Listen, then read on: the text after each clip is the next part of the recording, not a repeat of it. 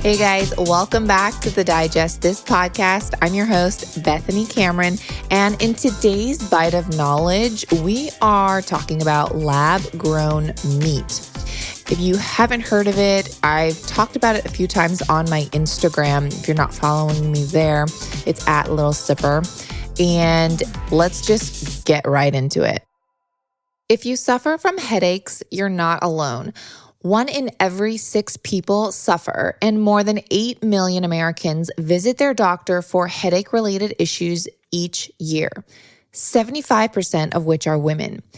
Of course, women go through more hormonal changes each month and their moods fluctuate, which can cause migraines to the point of many unable to even function, let alone work or be the mother or wife they typically are on a daily basis. We need help.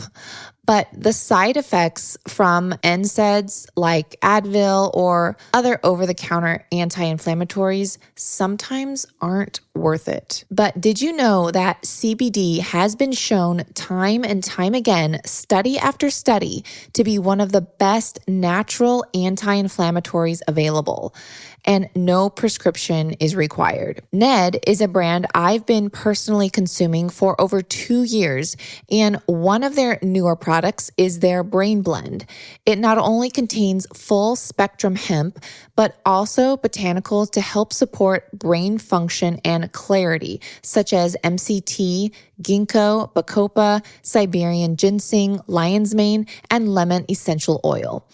I took this blend when I had a major headache, and within 30 minutes, it was gone. No joke. So if you need a natural relief from headaches or just want more clarity in your brain to think and focus, I highly recommend Ned's Brain Blend. Become the best version of yourself and get 15% off Ned products with code DIGEST. Go to helloned.com/digest or enter code DIGEST at checkout to get 15% off. Thank you, Ned, for sponsoring the show and offering my listeners a natural remedy for some of life's most common health issues. Have you guys heard of lab-grown meat? It's been claimed as the next big leap in removing us from animal-dependent protein sources. And there seems to be a lot of government, big business, and media interest making statements that these products can reduce our environmental impact by using less water, land, and carbon emissions, as well as eliminate animal suffering, all while providing cheaper alternatives to meat. They claim it's more healthy because antibiotics aren't needed in production. This all may seem too good to be true in a sense, so I dove a little deeper, and here's what's really happening and the issues with lab-grown meat. Lab-grown or cell-based meat is also known as cultivated or cultured and is created by culturing cells isolated from animals. So, is lab-grown meat better for the environment as they claim? The truth is, we won't know until we are mass producing it. Hal Sinkel, who is the researcher at the Netherlands-based sustainability consultancy, says that in some scenarios, cultivated meat had a higher global warming effect, and in some scenarios, a lower effect, depending on consumption levels, expected energy use for cultivated meat, and the beef cattle system it was compared to. Okay, so in order to create a lower carbon footprint than conventional meats, it is crucial that renewable energy sources are used in the cell-based meat production, including in the supply chain, and most importantly, the production of nutrients and other ingredients needed for culturing. So, although the potential exists for a lessened environmental impact, the industry is relying on future technology being developed, which does not exist today. Another claim is that lab production offers a cheaper alternative to conventionally raised meats. And while there are some interesting directions that this industry could take, there are still some major advances necessary before making the claim that, quote, lab grown meat is a cheaper alternative. Only when produced at scale can the price come down and compete with cheap, conventionally farmed meat. The company Good Meat Incorporated is a lab-grown meat operation that is currently operating at a loss. When launched, all the products start off at expensive restaurants, adding value by association, and then hopefully become profitable as public interest develops. So in reality, lab-grown meats are still in developmental stages, and most of their production still needs to be scaled in order to make sense economically. With much of the current production using more energy than conventional ranching, and as important as it is to explore new and alternative resources, it is equally important to be honest and transparent about what's really going on with production behind the scenes. And that is something these new lab-grown meat companies fail to do, is just have transparency. Now, let's talk about how this lab-grown meat is actually grown. So, contrary to barns, pastures, and meadows, cultivated meat is grown in anything from a test tube to a stainless steel bioreactor. Muscle cells require different conditions and nutrients to fat cells, so they must be made separately, then blended together in correct proportions later on. Removing the animals from the equation almost entirely is attractive to animal rights activists and vegans, but as of now, about 20% of the growth medium must have bovine serum drawn from the blood of a baby cow fetus, which is taken from the fetuses of slaughtered pregnant cows in order to start cell division. So not only is the serum prohibitively expensive, but it's not vegan. All right, so let's talk about from a health standpoint. Now, most people don't want to hear about dangerous chemicals and potent drugs being used in the production of their foods. Am I right? And the meat industry is already ambiguous enough, but it gets even worse when meat production is taken into the lab by large corporations. The Food and Agricultural Organization of the United Nations and the World Health Organization have already published several documents regarding contamination issues associated with lab-grown meat, but a final report will be released during an upcoming webinar.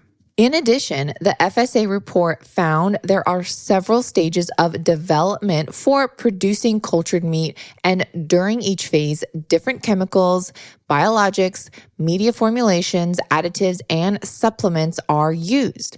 The contamination risk of each step needs to be assessed, as any undesirable component that remain in the final product need to be at an acceptable exposure level or be food grade and safe. Some examples of possible contamination issues may arise from contaminated air, the water bath, poorly cleaned or maintained equipment, and the cell culturist not following cleaning protocols, good laboratory practices, or good manufacturing practices. Antibiotics and fungicides such as penicillin, streptomycin, and gentamicin are used in cell cultures to prevent infections. Other cultivating steps such as isolating cells and proliferation use toxic chemicals in the process. So these aren't even antibiotic free, which is what I'm sure most people think when they think of a lab grown meat. The nutritional impact of products could also be concerning because the nutrition profile could be different from what is being replaced. Cultured meat does lack the sensory and nutritional properties of traditional meat. So, in order to make it palatable, additives, flavorings, colorings, vitamins, and minerals may be added to the culture, and this will impact the nutrition of the overall product. So it is hard to make the claim that cultured meat is more healthy at this time.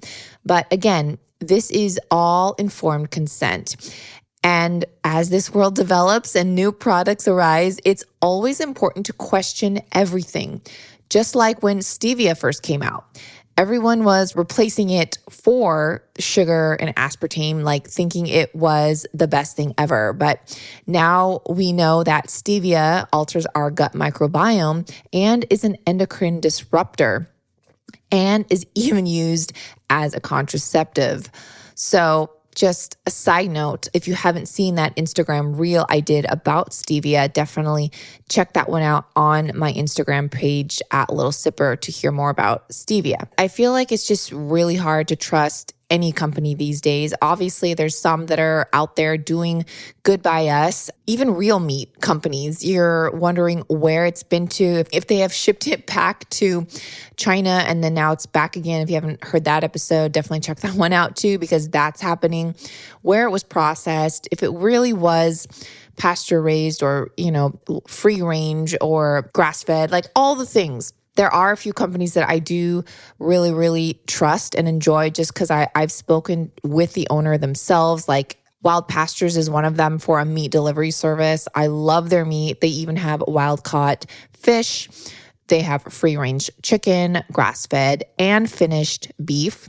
Definitely check that out. I personally love their whole chicken and ground beef, but you can customize your box with many more options like ribeye steaks, pork-free beef chorizo sausage seasoned with only organic spices, bone-in chicken thighs, drumsticks, breasts. They even carry, like I said, wild-caught seafood, etc. My code, if you go to wildpastures.com/digest, that will get you not only 20% off, but also it'll get you to like a lifetime worth of amazing discounts and products. You get free shipping, like you get so many different things. So again, it's wildpastures.com/digest if you want to grab that offer and try them out yourself. Well, I hope you guys all enjoyed this episode. And if you did and found it educational, please do share it on your social media and tag me at Little Sipper so I can see. And I just might reshare it in my own stories. See you guys on Wednesday for a special guest I'm interviewing. Thanks for listening to this episode of Digest This. If you enjoyed this episode, please leave a review in your podcast app to let us know. If you're ever wondering how you can support me and this podcast, sharing it with your friends and family is the best way. This is a Resonant Media production produced by Drake Peterson and edited by Chris McCone. To email the show, message us at digestthis.pod@gmail.com. See you next time. The content of this show is for educational and informational purposes only. It is not a substitute for individual medical and mental health advice and does not constitute a provider-patient relationship. As always, talk to your doctor or health team first.